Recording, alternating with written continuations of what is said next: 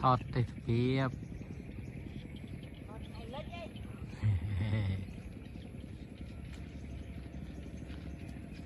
thọt ngày lít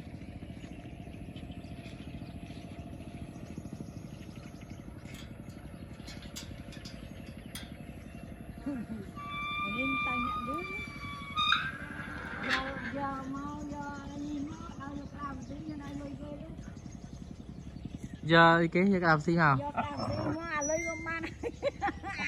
À này bên đây trang bông lắm, trên tô món trên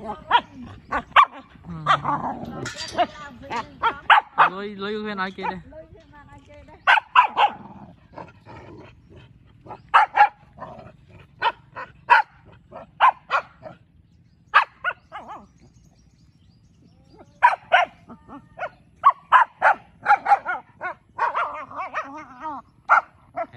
Pru ấy